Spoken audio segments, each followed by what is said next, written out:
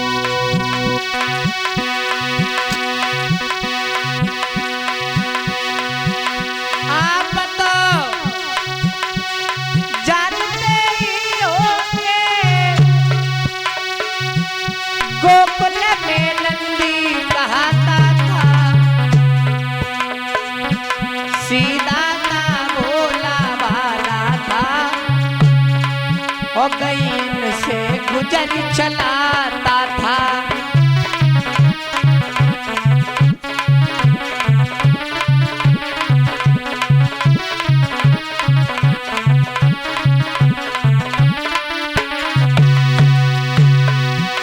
बस उसी अहिर के दो छोरे बलराम कृष्ण कहलाते हैं। बस वही काल हमारे सोचो ही उठती बताते हैं।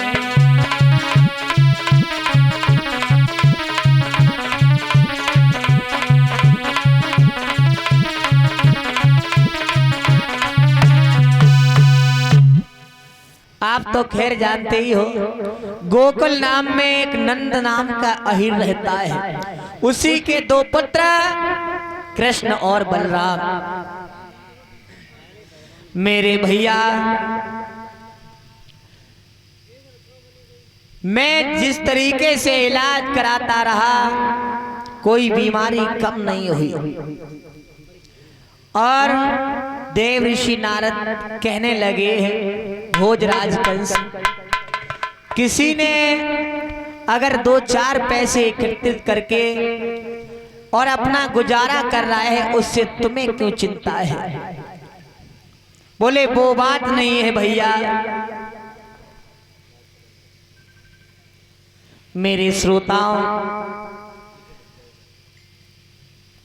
मैंने अकासुर बकासुर त्रिणावत केसुर शक्तासुर को भेजा है, लेकिन किसी ने आकर के हमें ये नहीं बताया है कि बलराम कृष्ण नाम के पुत्र हैं कैसे।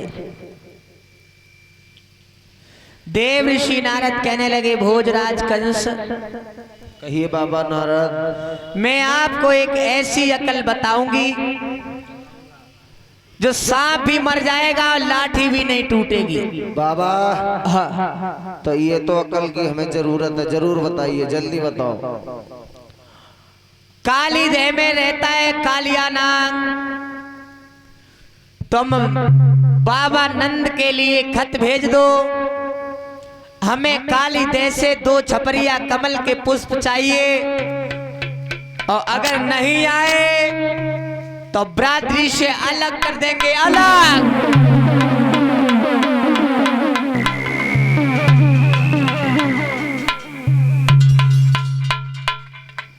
कंसराज कहने लगा है, देव ऋषि नारद, ये तुमने बहुत सुंदर बात बताई है,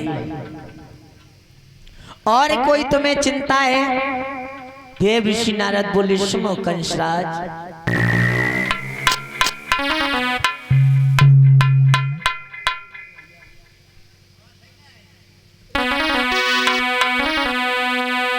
कि हे कंसी और राजी दिन दिन तेरी, और क्यों दशा बिगड़ती जाती है।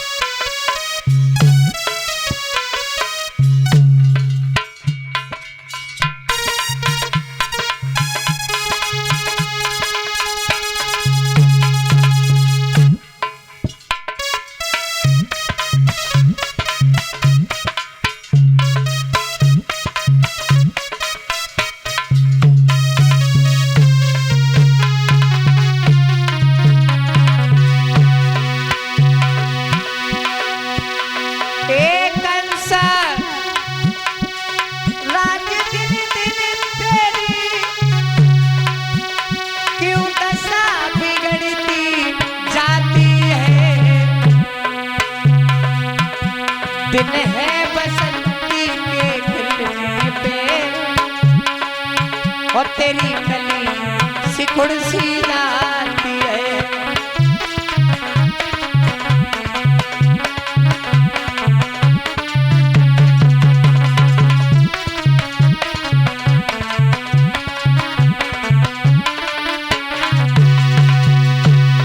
कंसराज, या तुम्हें किसी से चिंता हो या किसी से शंका हो,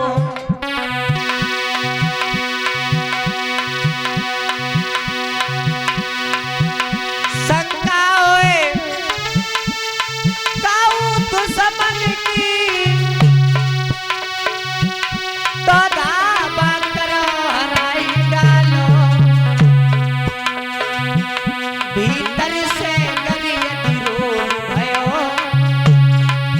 तो डॉक्टर से दवा कराई डालो।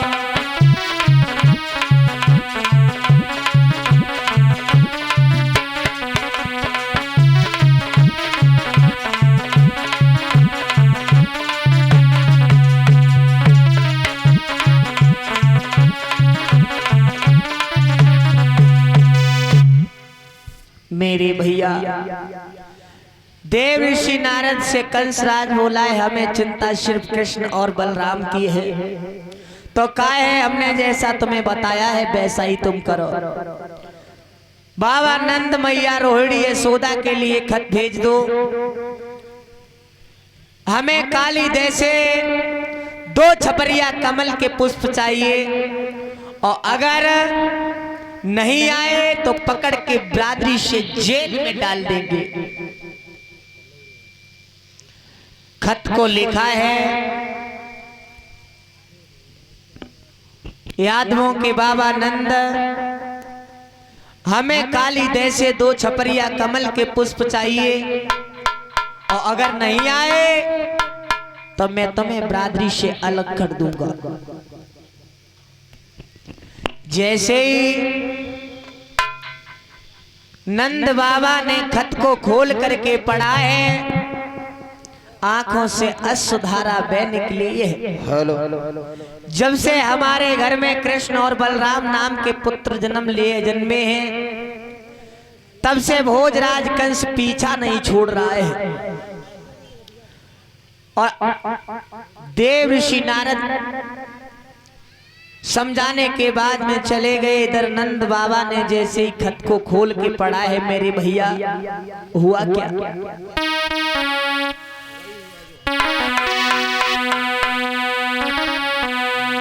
अरे खोले पड़ी मेरे पाती,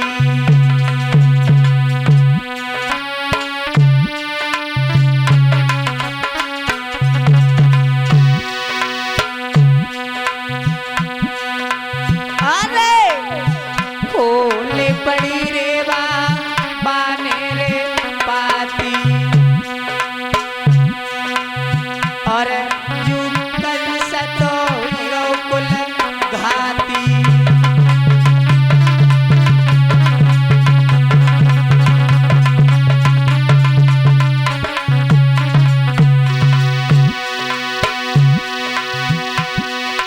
और मोहनी को गजब की लिख दई पाती, अरे पाती पाती पाती।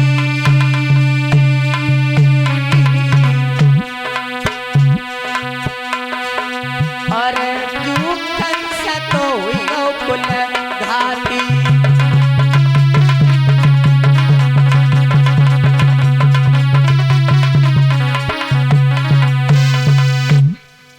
मेरे भैया,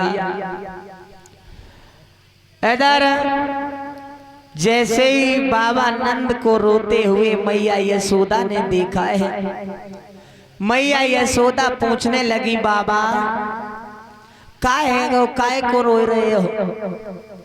बोले अब कछ मत पूछो, जा दिन से या कृष्ण बलराम ने अपने घर में जन्म लिया है, तब से भोजराज कंस पीछा करना नहीं छोड़ रहा है।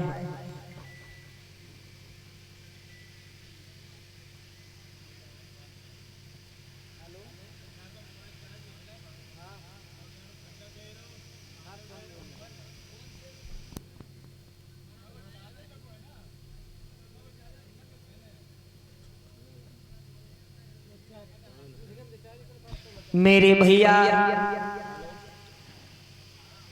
मैया यशोदा ने जैसे इतनी बात सुनी है, मैया यशोदा भी रोने लगी है। बाबा अब करें तो करेंगे क्या। मैया यशोदा भी आंगन में बैठ करके रोने लगी हैं। मेरे श्रोताओं, मैया यशोदा आंगन में बैठी बैठी रो रही है। तब तक भगवान कन्हैया ग्वालों के साथ में खेलने को गए थे, लौट करके आए हैं और कहने लगे मैया क्यों रो रही हो। बोले बेटा अब कुछ मत पूछो, कंसराज ने खत को भेजा है, काहे काली जैसे कमल के पुष्प 2 छपरिया चाहिए, और अगर नहीं आए तो बरादरी से जेल में डाल देगा। भगवान कन्हैया कहने लगे मैया मेरी बात सुनो।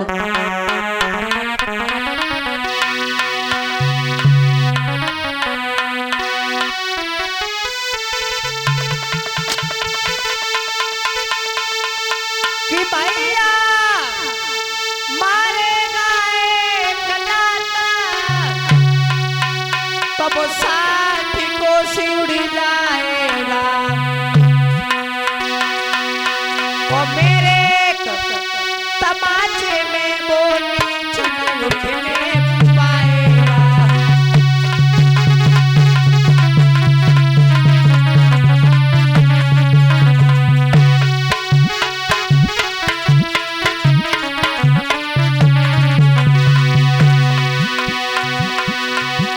भैया मारेंगे एक लात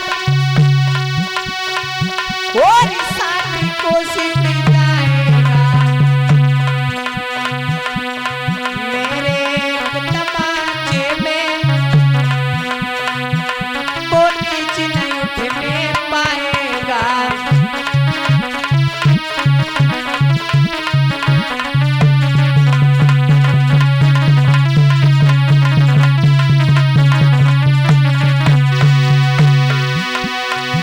और माँ तो चिंता किस बात की कर रही है मैया।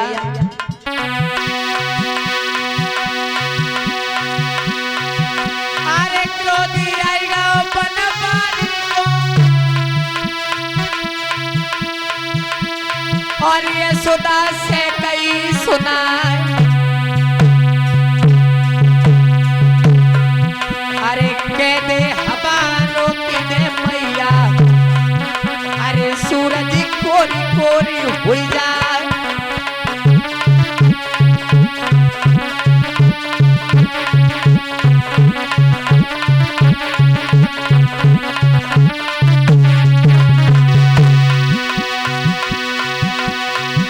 वो कह दे हवा रोक दे मैया, सूरज कोरी कोरी हुई जाए।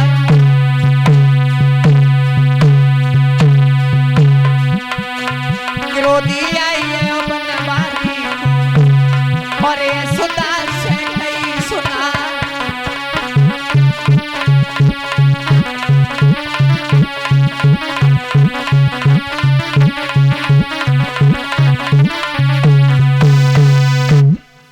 मेरे भैया मैया यशोदा से भगवान कन्हैया कहने लगे माँ तू चिंता मत कर माँ, उसने अगर हम सब यादवों को जेल में भरने की धमकी दी है तो हम सब यादवों के लिए वो जेल नहीं है, जेल नहीं है माँ, मंदिर है सत्याग्रह का मंदिर। और माँ की मांग रहे हो माँ कल रोटी गोपाल भैया,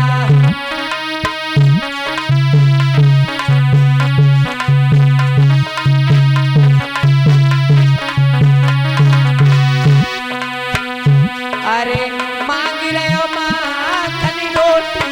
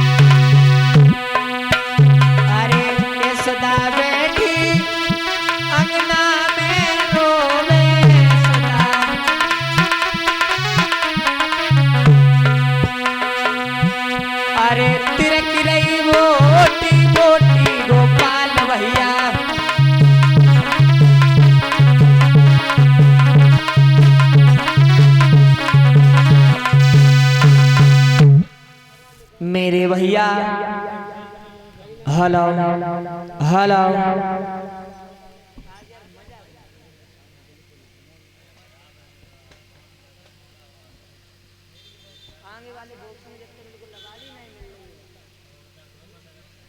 हेलो हेलो हेलो हेलो